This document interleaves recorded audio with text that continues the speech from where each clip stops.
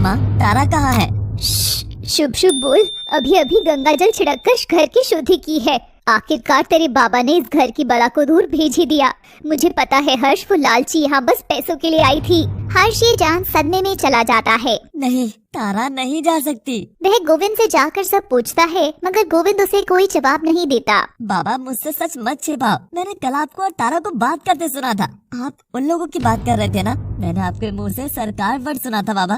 गोविंद ये सुन हर्ष से मुंह फेर लेता है। हर्ष, एक तवायफ से दिल लगी करना ठीक नहीं है। इसके लिए तारा को तुमसे दूर जाना ही था। आपको डर तारा के तवायफ होने का नहीं, अपने उस मालिक का लगता है ना? मेरे प्यार का सौदा कर दिया आपने बाबा। हर्ष रोता हुआ घर से बाहर निकलता है और आसमां की ओर देखकर जोर से चिंघाड़ता है, तारा।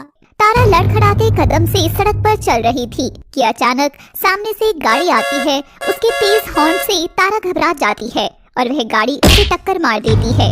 तारा सड़क पर घायल पड़ी थी, मगर आखिर वे यहाँ तक पहुँची कैसे?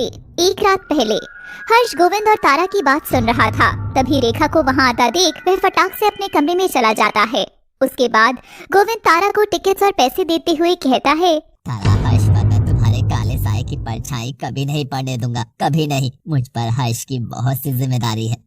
तुम मेरी बेटी जैसी जरूर हो, मगर तुम्हारे सच का साया काला है। वो पूरी जिंदगी हर्ष का पीछा करता रहेगा। प्लीज मेरे बच्चे की जिंदगी से दूर चली जाओ। बाबा, मैंने हर्ष से सच्चा प्यार किया है और प्यार करने का मतलब हासिल करना नहीं, उसकी सलामती चाहना होता है। ये मेरी पहचान मुझे किसी भी दुनिया में चैन से जीने नहीं देगी, मगर मैं हर्ष को मेरे साए से मुक्त करती हूँ। आप ये चिट्ठी हर्ष को दे देना। ये लो, नई जगह का पता और टिकट्स। अपनी नई जिंदगी शुरू करो। अब घोष का साया भी तुम्हें तंग नहीं करेगा। और तारा टिकट्स लेकर वहाँ से चली जाती है। अगले दिन हर्ष के विलाप के बाद गोविंद तारा का चैप्टर हमेशा क्लोज करने के लिए वह चिट्ठी जलाने लगता है, मगर जलाने से पहले वह एक बार उसे पढ़ने लगता है। हर्ष, ज्यादा जिंदगी जी नहीं मैंने तुम्हारे संग, मगर जितनी जी है सिर्फ तुम्हारी होकर जी है। अपनी सोनी मांग में तुम्हारी उम्मीद की रोली सजाई है। खिड़की की ओर से आसमान को देखकर चांद के करीब हर तारे को गिनते हुए मैंने 7 वचन लिए थे। तुम्हारी मन की दहलीज के चारों ओर मैंने तुम सब फेरे लेकर खुद को तुम्हारी अर्धांगिनी, तुम्हारी सुहागन मैं कब का मान चुकी हूँ। और एक सुहागन का काम अपने साथी की आन की रक्षा करना है। मैं तुमसे दूर हो रही हूँ ताकि तुम सलामत रहो, मगर ये न समझना तुम्हारी तारा तुम्हें छोड़ गई। मैं तो हमेशा तुम्हारे संग रहूंगी पागल। वो देखो आसमां में दूर सबसे चमकीले तारे को, वही हूँ मैं। तुम्हें प्यार से चूम रही हूँ, टिमटिमाती हुई, तुम्हारी और सिर्फ तुम्हारी, तारा। गोविंद जैसे ही यह खत पढ़ता है उसकी आत्मा फट जाती है और वो जोर से हर्ष को पुकारता है। हर्ष! हर्ष कमरे में आता है और गोविंद उसे खत थमा देता है। मुझे 2 प्रेमियों को अलग करने का पाप अपने सिर पर नहीं लेना बेटा। जाकर ढूंढ ले अपनी तारा को। ए जी, यह क्या कर रहे हैं? वो एक तवायफ है, मतलब समझ रहे हैं? कोठी वाली है वो।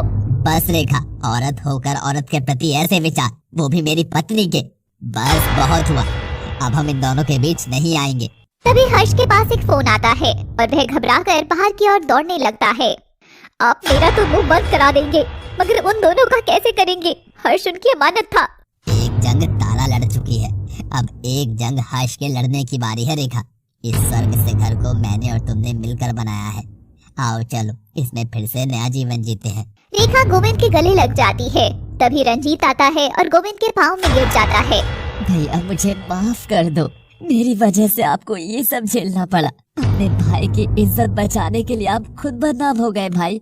ऐसा देवता भाई सबको मिले। आखिर माथे पर लगे इस भक्ति तिलक की लाज आपने ही रखी है भैया। और रंजीत गोविंद के पाँव छूता है। गोविंद उसे उठाकर सीने से लगा लेता है और भगवान के मंदिर के सामने ले जाता है। मेरे चरणों में तो जगह मिल गई तुम्हें रंजीत, मगर इस ईश्वर के चरणों में कैसे जगह लोगे? जो पाप तुमने किया है उसकी माफी यही दे सकते हैं। मैं तवायफ खाने को गलत नहीं कहता, मगर उन औरतों को जिस नजर से तुम जैसे लोग देखते हैं, मैं उन्हें गलत कहता हूँ। मैं समझ गया भैया, बदलाव की शुरुआत मुझसे ही होगी। मैं तवायफों को हर वो मान सम्मान दूंगा जो मेरे बस में होगा। और गोविंद का बिखरता परिवार एक होता नजर आता है। तारा गाड़ी के सामने बेहोश थी। तभी गाड़ी से एक लड़की निकलती है और तारा की ओर बढ़कर उसे गाड़ी में लेटाती है, जो और कोई नहीं आहना ही थी। आहना ही हर्ष को फोन करती है और उधर हर्ष दौड़ता हुआ एक जगह पहुंचता है। हर्ष अस्पताल के बाहर खड़ा था, तभी आहना उसके पास आती है। हर्ष, अचानक से कैसे तारा मेरी गाड़ी के सामने आ गई, मुझे पता ही नहीं चला। तुम्हारे अलावा तो मैं किसी को जानती भी नहीं थी जो इस तारा को जानता हो। उसे गंभीर चोट आई है, डॉक्टर ने बोला बड़ा ऑपरेशन करना होगा। अगर उसे कुछ भी हुआ तो पुलिस मुझे पकड़ लेगी ना हर्ष, मुझे बहुत डर लग रहा है। वो मर तो नहीं जाएगी ना?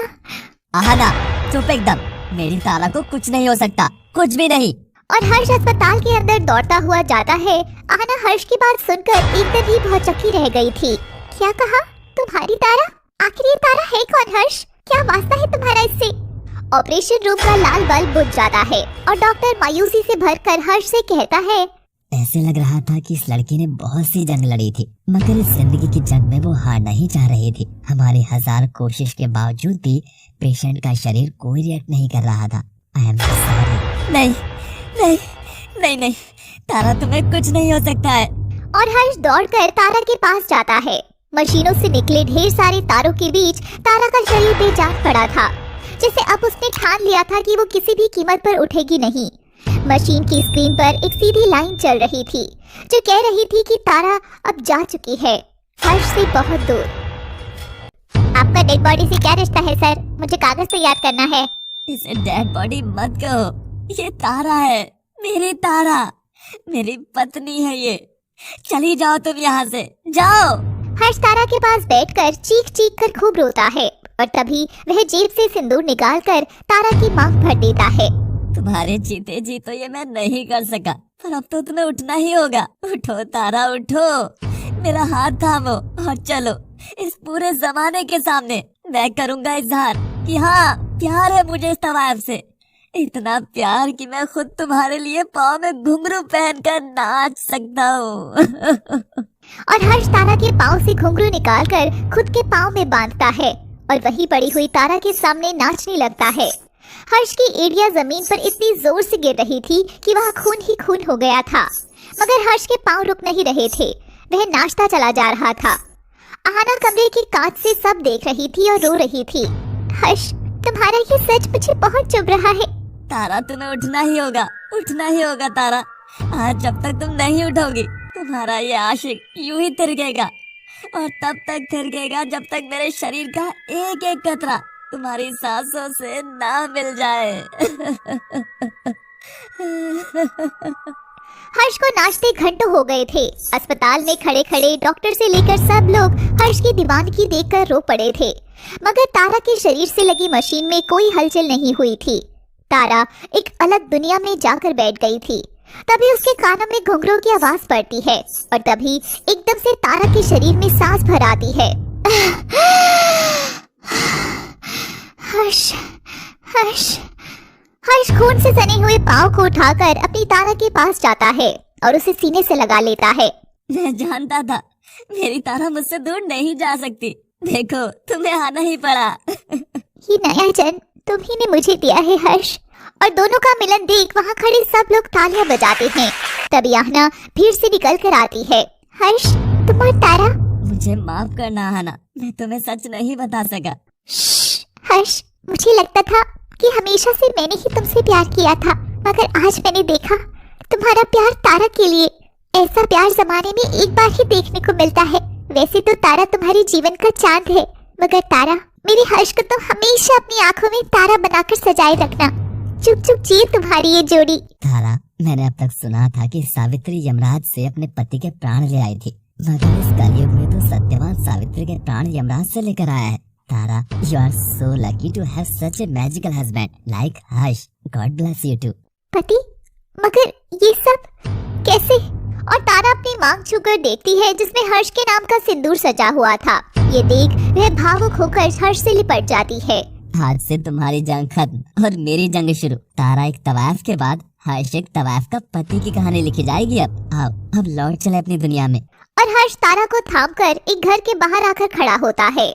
हर्ष, ये जगह? यहीं से शुरू होगी असली कहानी तारा। यही वो जगह है जो हर नर्क से भी ज्यादा भयानक है। अब देखिए तारा को अपनाने के बाद क्या अब भी तारा की जिंदगी वैसी ही रहेगी? जानने के लिए देखिए आगे की कहानी।